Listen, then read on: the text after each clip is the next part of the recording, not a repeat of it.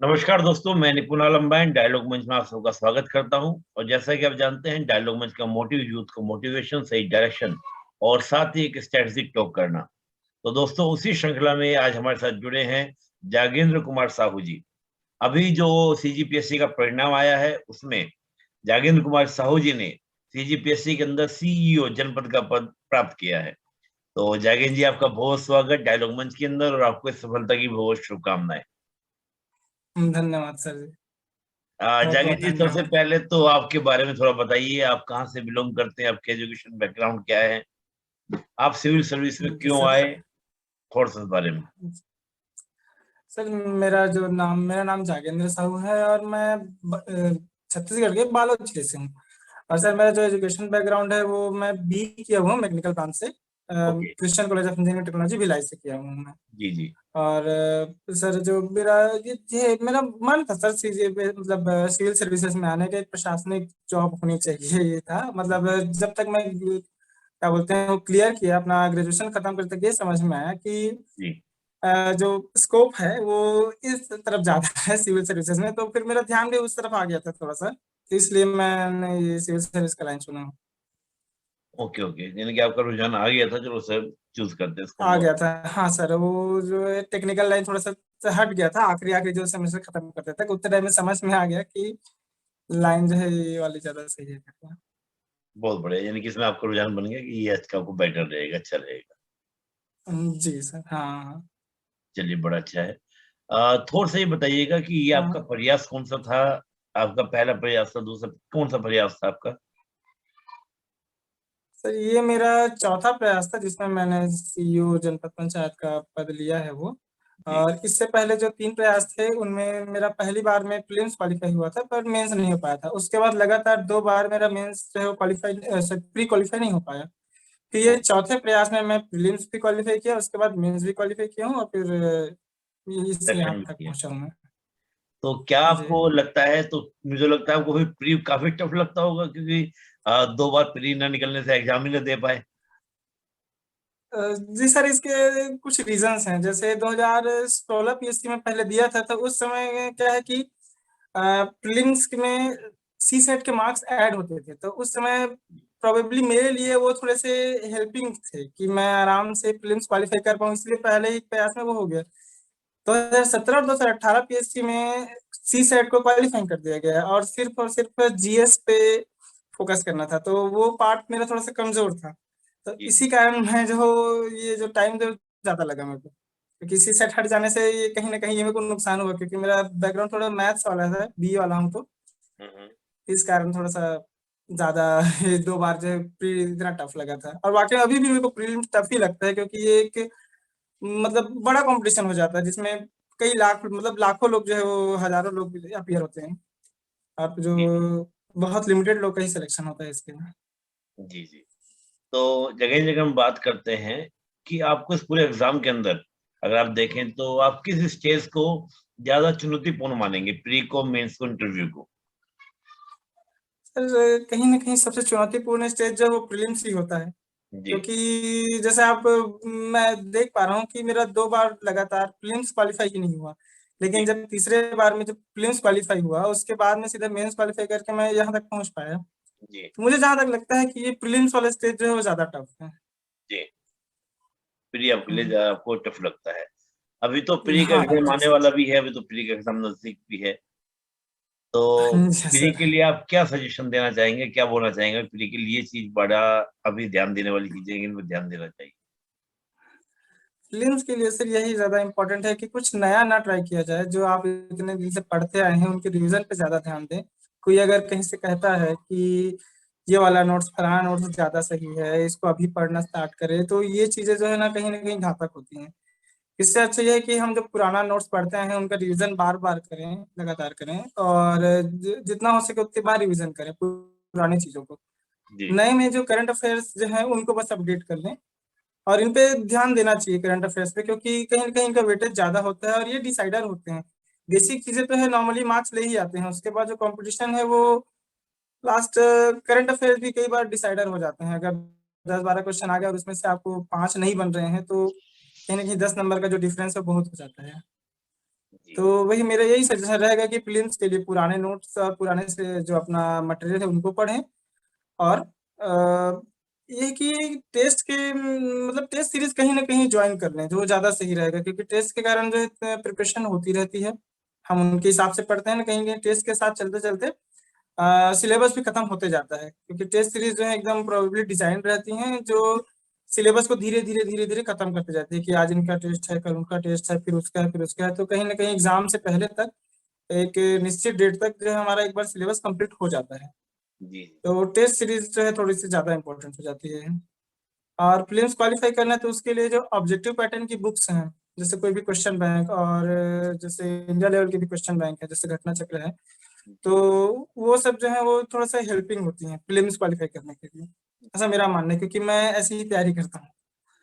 बहुत बढ़िया, बहुत बढ़िया। हाँ जगन जी, जैसे हम्म। 2 बार पीरी नहीं निकला, 2016 में पहली बार आपका पीरी निकला, फिर मेंस, और हम बात करें कि 2 बार पीरी नहीं निकला, तो उसमें थोड़ा सा जी। मोटिवेशन डाउन हुआ था पढ़ाई का कि नहीं भाई बड़ा टफ सा है, कुछ ऐसा हुआ था? अगर हुआ था तो उसमें आपने कैसे अपने आप को मेंटेन किया? क्योंकि काफी स्टूडेंट जो होते हैं हताश हो जाते हैं कि भाई टफ है एग्जाम, ऐसा देखा जाता है, लेकिन जगेन जी ने अपने आप को कैसे मेंटेन किया? अ, सर इसके लिए मैं ना जो और लोकल एग्जाम होते हैं यहाँ उनमें, जैसे प्रीलिम्स मुझे मेरा खराब हो गया, ठीक है, तो इसके साथ में और भी ना स्टेट के एग्जाम्स आते रहते हैं, जैसे सीजी व्यापम के एग्जाम जो है आते रहते हैं। तो जी मैंने उन पे थोड़ा सा जैसे खाली टाइम मिला तो उनकी तैयारी कर ली। तो उसमें जैसे परफॉर्मेंस अच्छा हो गया तो थोड़ा सा एग्जाम में ही बने रहना, क्योंकि साल साल भर प्री का वेट करने से मैं सोचा कि थोड़ा सा बीच बीच में एक दो एग्जाम क्वालिफाई कर लें तो कॉन्फिडेंस बूस्टअप होता है। अल्टीमेट टारगेट पीएससी ही था, लेकिन ये है कि ये एग्जाम जो है वो थोड़ा सा बूस्टअप देते हैं कि हाँ नहीं, क्वालिफाई हो रहा है, इतना बड़ा कंपटीशन है, उसमें हम नंबर लेके आ रहे हैं, पोस्ट लेके आ रहे हैं, इसका मतलब ये है कि कहीं ना कहीं ये मोटिवेट करने वाला ही होता है कि अगर हमारा परफॉर्मेंस व्यापम में अच्छा है तो कहीं ना कहीं आगे जाके पीएससी में भी अच्छा हो गए। बिल्कुल। जी। तो यानी कि आपने और एग्जाम को देते हैं, इससे आपका क्या मोटिवेशन बना रहा, आप अच्छे से मोटिवेट रहे जी और सर, आप मैं इससे पहले भी और एक दो पोस्ट पे रहा हूँ, इसलिए मतलब छोटे एग्जाम जो होते हैं सीजी व्यापम जो ऑर्गेनाइज करता है उनमें मैंने वो मैं दिए हैं और उनको क्वालिफाई भी किया है, ऐसा है। जी जी, बहुत बढ़िया, बहुत बढ़िया। तो आपने, जैसे हम लोग बात करें एग्जाम को देते रहे, उससे अपने आप को मोटिवेट रखा, लेकिन मेनली आपकी स्ट्रेंथ क्या रही? आपके भाई मेरी मेनली स्ट्रेंथ ये रही और इन लोगों ने मुझे मोटिवेट रखा, ऐसा कुछ हुआ या सेल्फ मोटिवेट आप रहे? मैं अधिकतर जो है प्रीलिम्स के लिए तो सेल्फ मोटिवेटेड ही रहा हूँ, जी क्योंकि मैं जब 2016 के बाद जो मेरा तैयारी 2016 के बाद से मैंने किसी का हेल्प नहीं लिया, मैं पूरा अपने ऊपर मतलब सेल्फ की तैयारी ही किया हूँ, मतलब स्टडी जो है सेल्फ स्टडी है। प्रीलिम्स की तैयारी जो है वो, ओके ओके। मेंस के लिए भले मैंने आगे चल के हेल्प ली थी, लेकिन प्रीलिम्स तक की तैयारी मेरी जो है वो सेल्फ सेल्फ। स्टडी से ही रही है। तो क्या आप जी हाँ। सभी एस्पिरेंट्स को सजेशन देंगे कि प्री के एग्जाम की तैयारी आप सेल्फ स्टडी से करें या कुछ और हेल्प लें किसी की? सेल्फ करने से ऐसा है कि थोड़ा सा समय ज्यादा लग जाता है, लेकिन क्लियर बहुत अच्छे से होता है, जो आगे भी आपको काम मतलब आते हैं। अगर कोई आपका वाकई में शुभ चिंतक है जिनको आप भरोसा है, अगर वो सही राह दिखा रहे हैं तो हेल्प लेने में कोई बुराई नहीं है। लेकिन जी। मेरे पास ऐसा कोई नहीं था जिससे मैं ले सकूं, तो फिर मैं सेल्फ मोटिवेटेड ही रहा। Okay okay. अच्छा, जैसे ये बोला भी जाता है कि जैसे हम लोग, आपने कहा कि आप व्यापक की तैयारी भी कर रहे थे, साथ में और सब तैयारी भी, अपना एग्जाम भी दिए, बोलते हैं कि ऐसे अलग अलग एग्जाम देने से डायरेक्शन थोड़ा भटकता है, एनर्जी डाइवर्ट होती है, ऐसा कुछ नहीं है? सर जैसे यहाँ सीजी व्यापम के जो सिलेबस है वो कहीं ना कहीं एक दो सब्जेक्ट जैसे मैथ्स और रीजनिंग और कंप्यूटर, ये तीन चीजों को छोड़ दें तो व्यापम और पीएससी के सिलेबस सेम होते हैं। व्यापम में ये तीन चीजें बस ऐड होती हैं। और मैं मैथ्स बैकग्राउंड से हूँ तो मैथ्स रीजनिंग मेरे लिए वो ज्यादा हार्ड नहीं रहा।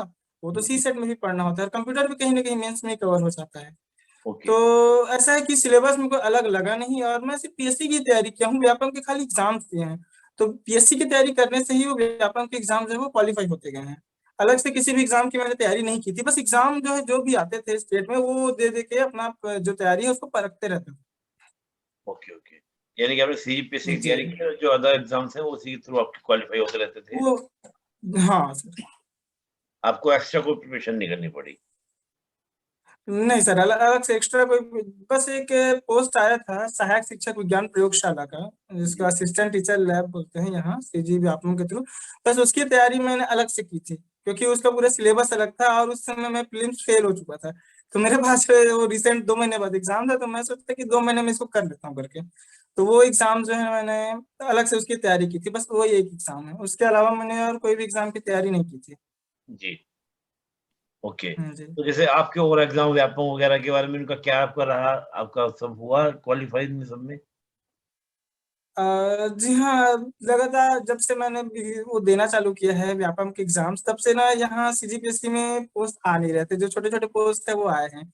जैसे एक एक एजीडीओ करके एक एग्जाम होता है, वो आया था, है ना, जी ये मैंने क्वालिफाई किया है। जी जी। और रेलवे के एग्जाम्स हैं, है ना, एएलपी और एएलपी का एग्जाम, वो क्वालिफाई किया था, लेकिन वो मेडिकल रीजन से मेरा हो नहीं पाया उसमें। Okay okay okay. और इसके अलावा ये सहायक शिक्षक विज्ञान प्रयोगशाला है, तो ये एग्जाम्स मैंने क्वालिफाई किए हैं। Okay okay okay. जो भी एग्जाम होते गए, जितने एग्जाम हुए लगभग लगभग वो क्वालिफाई हो गए थे उस समय तक। ओके।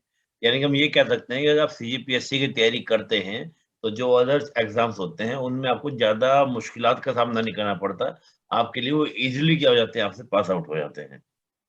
ये यानी सब कि बिल्कुल भी सीजीपीएस प्रॉब्लम नहीं है। अगर आपकी तैयारी सीजीपीएससी ओरिएंटेड है, तो आप बाकी एग्जाम्स बिना तैयारी के भी निकाल सकते हैं, ऐसा मेरा मानना है। अलग से उसके लिए कोई विशेष तैयारी करने की जरूरत नहीं रहेगी। अगर आपका मैथ्स थोड़ा वीक है, तो आप अलग से मैथ्स बस का तैयारी कर सकते हैं, मैथ्स रीजनिंग का। इसके अलावा और किसी भी चीज की स्पेशल तैयारी करने की जरूरत नहीं है, बाकी पूरे के पूरे जो है वो सीजीपीएससी के सिलेबस से ही रहते हैं। जी, जी। बहुत ये बड़ा अच्छा सब चीज़ आपने बताई। तो सीजीपीएससी दैट से आप सब अदर एग्ज़ाम्स भी निकाल सकते हैं। Yes sir.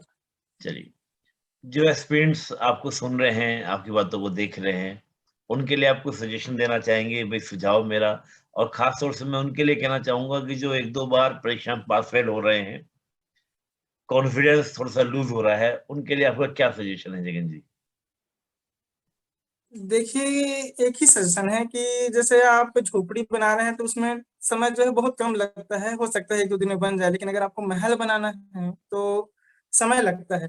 तो अगर आपका प्रयास 3-4 हो भी जा रहे हैं, तो भी आप तैयारी ना छोड़िए, जी, ये पहला चीज। और दूसरा, जैसे एग्जाम्स के लिए बोला जाए, तो फिर अभी प्रीलिम्स क्वालिफाई करना है, तो ज्यादा से ज्यादा ऑब्जेक्टिव सॉल्व करिए, वो आपको प्रीलिम्स में हेल्प करेंगे, ना कि एकदम थ्योरी ही पढ़ते रहें। थ्योरी अपना नोट्स पढ़िए, उसके बाद में ऑब्जेक्टिव ज्यादा से ज्यादा सॉल्व करिए, वो आपको बहुत हेल्प करेंगे। और हो सके तो टेस्ट सीरीज ज्वाइन कर लीजिए, जो आपको और थोड़ा सा मोटिवेट करते रहेंगे। अगर आप उसमें परफॉर्म अच्छा करते हैं, तो वो आपको हमेशा ही मतलब बूस्टअप मूड में रखेगा वो। बहुत बढ़िया, बहुत बढ़िया। यानी कि इसको आप ऐसे मेंटेन रखें और जो पहली बार फ्रेशर जो तैयारी कर रहे हैं, उनका पहले टाइम में ही प्री मेंस इंटरव्यू हो जाए, उनके लिए कुछ सजेशन देना चाहेंगे? कि भई ये मेरे से गलती हुई थी, आप लोग ये गलती ना करें, तो आपका फर्स्ट अटेम्प्ट में हो जाएगा। सर, मेरा पहले यही गलती थी कि मैं पहले ऑब्जेक्टिव्स जो है वो सॉल्व नहीं करता था। तो ये जो है प्रीलिम्स के लिए कहीं ना कहीं ये बहुत ज्यादा इंपॉर्टेंट है, ऑब्जेक्टिव क्वेश्चन सॉल्व करना। जी, चाहे वो क्वेश्चन बैंक, चाहे इंडिया लेवल का, चाहे छत्तीसगढ़। क्योंकि ना मैक्सिमम क्वेश्चन जो है वो कहीं ना कहीं से रिपीटेड रहते हैं, या फिर जो क्वेश्चन अगर आप बना रहे हैं, तो वो हेल्प करते हैं जी, जी। वापस से उसको ऑब्जेक्टिव बनाने में। अगर हम यहाँ प्रैक्टिस कर चुके हैं टेस्ट सीरीज में, या फिर रूम में बैठ के क्वेश्चन लगा लगा के, तो वहां जाके ना वो चीजें झिझक खत्म हो जाती है, और फर्स्ट बार में ही आप ले सकते हैं। क्योंकि मैंने भी पहली बार में ही वो प्रीलिम्स क्वालिफाई किया था। ओके, अनफॉर्चुनेटली मैं मेंस क्वालिफाई नहीं कर पाया, लेकिन वो था कि प्रीलिम्स में वही जो है चीजें हैं वो हेल्प की थी। बहुत बढ़िया। और बाकी 2 बार मैं ऑब्जेक्टिव सॉल्व नहीं करता था, इसलिए मैं कहीं ना कहीं फेल हुआ था, क्योंकि मैं सिर्फ थ्योरी पढ़ते गया और प्रैक्टिस नहीं कर पाया था। तो बाद में जो ये क्वेश्चन बैंक है, इन्होंने मुझे बहुत हेल्प की है। बहुत बढ़िया। यानी कि आपको पूरा फ़ोकस कहेंगे कि प्रैक्टिस बहुत मस्ट है। आपको खूब प्रैक्टिस करनी चाहिए। जी। प्रैक्टिस से ही आपको क्या होगा, सारी चीज़ आपकी ठीक होती हैं और आपका तनाव भी और हाँ। आपके एग्ज़ाम में इश्यू आपको नहीं होता। Yes sir. जतिन जी, आपके परिश्रम में आपका तो खुद रहा, आपने कहा कि मुझे हेल्प भी मिली। परिवार में कोई और भी आप हाँ। नाम लेना चाहें कि भई उन सबका सपोर्ट डायलॉग मंच पे आप नाम लेना चाहें, कि उन सबका सपोर्ट मेरे लिए बहुत महत्वपूर्ण था? कुछ भी किसी के बारे में कहना तो चाहें? सर, मेरे माता पिता हैं, और मैं फ्रेंड्स हैं सर, जिन्होंने मुझे ये सब सपोर्ट किया। और बस यही है, इतने सारे हैं मेरे सपोर्टर्स की किन्हीं का नाम ले पाना एकदम वो है। लेकिन मेरे फ्रेंड्स ने भी बहुत हेल्प की थी। मेरे माता पिता जो है वो ये थे, वे हमेशा अपना आशीर्वाद बनाए रखे। और मैं एक मिडिल क्लास फैमिली से बिलोंग करता हूँ, और इसमें मेरे पापा का हाथ बहुत ज्यादा है, जिन्होंने मतलब मिडिल क्लास होते हुए भी कभी भी क्या बोलते हैं, मेरे पढ़ाई के लिए जैसे खर्च है, जैसे कभी कमी नहीं होने दी थी। हमेशा से मुझे पढ़ाई के लिए पूरे संसाधन अवेलेबल रहे। मेरा कोई ऐसा इमोशनल स्टोरी नहीं है कि इस समय मैं इतना गरीब था तो ऐसा हुआ करके। हमेशा मेरे पापा इस बात का हमेशा ख्याल रखे हैं कि कभी भी कोई चीज जैसे न खाने पीने के लिए, न रहने के लिए, न कभी भी। मैं दरअसल बिलासपुर में रह के पढ़ा हूँ, तो मुझे भी यहाँ अभी तक कोई कमी नहीं हो पाई है। बहुत हमेशा वो जो फाइनेंशियल और मेंटल सपोर्ट है वो घर से मिलते ही रहा है। मिलते हैं। चलिए बड़ा अच्छा रहा। और लेकिन जी मैं लास्ट में यही कहूंगा कि भी अभी आप सीईओ जनपद बने हैं, आगे अभी जी। संतुष्टि मिल गई है, अभी आगे और सफलता के लिए आगे और भी संघर्ष बाकी है? अब सर मैं थोड़ा सा सोच रहा था कि मैं यूपीएससी का ट्राई करूं कि क्योंकि सीजीपीएससी में तो सर जो क्लास 2 का पोस्ट है वो पा ही लिया हूँ। इसके ऊपर सिर्फ मैं मानता हूँ मेरे हिसाब से सिर्फ डिप्टी कलेक्टर ही है जिसके लिए मैं तैयारी कर सकता हूँ। जी। मुझे लगता है कि मैं सिर्फ डिप्टी कलेक्टर के लिए पूरा साल भर का तैयारी करूँ, उससे अच्छा है कि मैं अपना लाइन बदल लूँ। ये मेरे को ज्यादा सही लग रहा था। तो मैं अभी तक ये डिसाइड नहीं कर पाया हूँ कि कर क्या रहा हूँ करके, लेकिन मेरा कहीं ना कहीं ऐसा मन है कि मैं यूपीएससी का तैयारी करूँ। बहुत बढ़िया। और सही बात है भी, हम सीईओ तो बन ही गए हैं, अब उसकी तैयारी करेंगे तो यस बन जाएंगे तो और ज्यादा अच्छा है आईएएस बनने का। और मैं तो आपको यस सर। शुभकामनाएं दूंगा मेरी ओर से भी, डायलॉग मंच की ओर से भी, कि आप यूपीएससी में जाएं और एक अच्छे पद के साथ आप अपने क्या करें, प्रॉपर आप आईएएस बने। तो हमारी ओर से आपको बहुत बहुत शुभकामनाएं। जय। धन्यवाद सर। और कुछ अगर आप कहना चाहें, बहुत कोई बहुत बात आपके मन में हो, आप रखना चाहें डायलॉग मंच के ऊपर अपने बारे में, या जो एस्पिरेंट्स आपको सुन रहे हैं उनके लिए आप कुछ कहना चाहें, कोई मैसेज किसी के लिए देना चाहें तो आप दे सकते हैं, बोल सकते हैं। जी नहीं सर, ये काफी है। मेरे पास और कुछ नहीं। चलिए दोस्तों, जगन जी ने बड़ा अच्छा बोला, और जगन जी का बहुत ही सिंपल सा था कि आप प्रैक्टिस खूब किए करिए, और प्रैक्टिस ही आपको क्या करेगी, परीक्षा को पास कराएगी, आपको परीक्षा उत्तीर्ण कराएगी, और यही आपका सफलता का आधार बनेगी। तो जगन जी, आपको डायलॉग मंच की ओर से, सभी एस्पिरेंट्स की ओर से आपके आज उज्जवल भविष्य की बहुत बहुत शुभकामनाएं, और आप आईएएस बने, ऐसी हमारी शुभकामनाएं। बहुत बहुत धन्यवाद समय निकालने के लिए। जय हिंद। धन्यवाद सर।